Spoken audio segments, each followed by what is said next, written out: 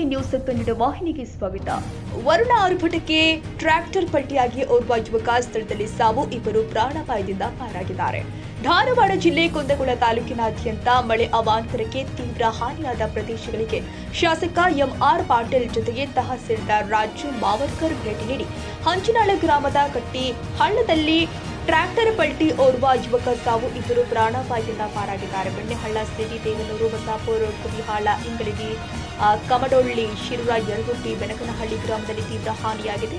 ಕಟ್ಟಿಹಳ್ಳದಲ್ಲಿ ಮೃತಪಟ್ಟ ಯುವಕನ ಕುಟುಂಬಕ್ಕೆ ಸಾಂತ್ವನ ಹೇಳಿದ ಶಾಸಕ ಸರ್ಕಾರದ ಶೀಘ್ರದಲ್ಲಿ ಪರಿಹಾರ ಒದಗಿಸುವ ಭರವಸೆ ಕೊಟ್ಟಿದ್ದಾರೆ. ತಹಸೀಲ್ದಾರ್ ರಾಜು ಮಾವರ್ಕರ್ ಮಾತನಾಡಿ ತಿಳಿಸಿದರು. ಈ ವೇಳೆ ರಾಷ್ಟ್ರ ರೈತ ಸಂಘದ ಅಧ್ಯಕ್ಷ ಯಮನಗೌಡ ಪಾಟೀಲ್ ಸೇರಿ ಮತ್ತಿತರರು ಹಾಜರಿದ್ದರು. ತಾಜಾ ಸುದ್ದಿಗಾಗಿ ಎಂಟಿವಿ ನ್ಯೂಸ್ 24x7ಗೆ ಸಬ್ಸ್ಕ್ರೈಬ್ ಮಾಡಿ ಮತ್ತು ಬೆಲ್ ಐಕಾನ್ ಅನ್ನು ಒತ್ತಿ. ತಪ್ಪದೇ ಲಿಂಕ್ ಶೇರ್ ಮಾಡಿ.